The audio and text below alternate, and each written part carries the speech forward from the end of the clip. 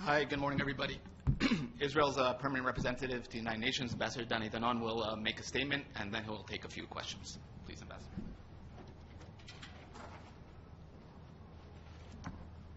Good morning.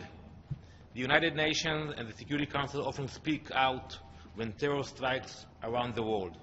We have heard strong words condemning terrorists for killing innocent civilians in Paris, in London, and in Moscow. As a country and a people who is all too often a victim of such terrorism, Israel welcomes these important statements by the Security Council. At the same time, so many members of this same council are actually supporting and even encouraging such acts of terror without intending to. Let me explain. On March 8, 2016, Taylor Force, an American along the Mediterranean in Jaffa, when Bashar Mashallah, a Palestinian terrorist, stabbed him to death. Mashallah continued to stab 10 more people before he was neutralized by the police. This terrorist family now receives thousands of dollars from Mahmoud Abbas's Palestinian Authority. Ezra Schwartz was another American who was visiting Israel, and on November 19, 2015, Ezra was on his way back from a field trip with his schoolmates when he was shot and killed along with two others by Muhammad al-Karoub, another Palestinian terrorist. Al-Karoub was arrested, tried, and convicted, and is now serving 4 life sentences in prison. The Palestinian Authority pays al-Karoub over $3,000 a month, every month. That's $40,000 a year for killing an innocent American. Hannah Bladen, a 21-year-old theology student from the UK, was spending a semester at Hebrew University in Jerusalem. She was riding the train home 2 months ago when she was stabbed to death by Jamil Tamimi. Once convicted, Tamimi will also be eligible for a monthly stipend by the Palestinian Authority. This is all part of an organized system by the Palestinian Authority, which glorifies terrorists and encourages terrorism. These payments are mandated by their laws. This is how it works. The terrorist kills innocent victims. Once apprehended, he is sentenced and jailed, and then he is paid over $3,000 every month.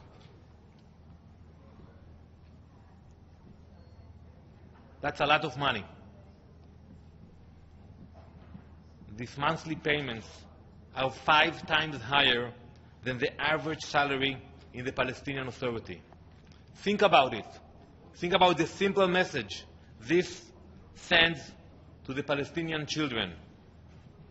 Mahmoud Abbas is telling them that there is a simple equation. Kill innocent people, and you and your family will be paid for the rest of your life. In 2016, the PA dedicated almost $130 million of its budget to paying imprisoned terrorists. They spent another $175 million in allowances to the families of so-called martyrs. Altogether, the PA paid more than $300 million directly in support of terrorists every single year. This equals about 7% of the PA budget, and it is almost 30% of the foreign aid donated by the international community. So many members of the Security Council, so many UN member states are sending their people's money to support terrorists. Today, I officially ask the Security Council to put an end to this outrage. We will lead these efforts until the international community understands that it is absurd to condemn terror while at the same time paying terrorists. It's time for the UN, the Security Council, and the entire international community to finally tell Abbas that enough is enough. Stop pledging to work towards peace while supporting terrorism. Thank you. Thank you for your briefing, Mr. Ambassador. I want to ask you a question, try to figure out exactly how this works. You say the PA government, the Abbas government, will pay them for the rest of their life. What happens if the people are subdued and killed, as often happens, by the Israeli police in defense of its citizens? Are their families still paid, or are they, if they're imprisoned, are their families paid as long as they are in prison or beyond for the rest of their life, regardless?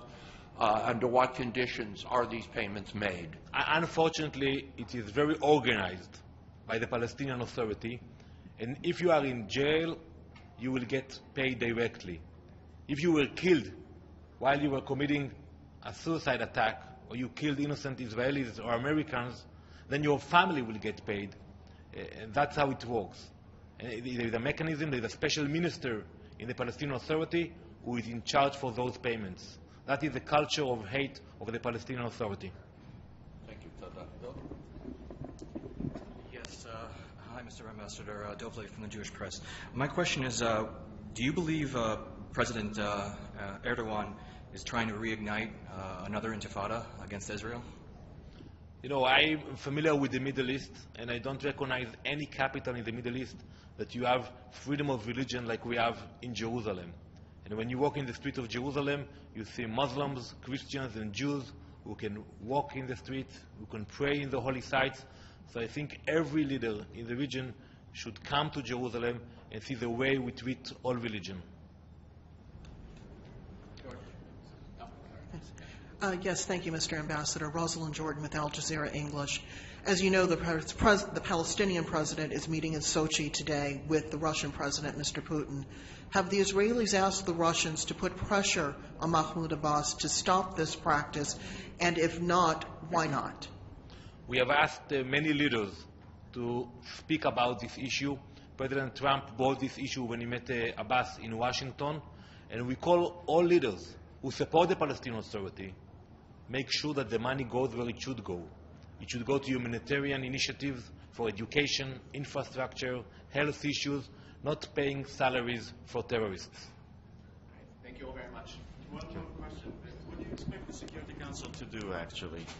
I expect the Security Council and the UN and the member states to make sure that the money that goes into the Palestinian Authority is being used to where it should be.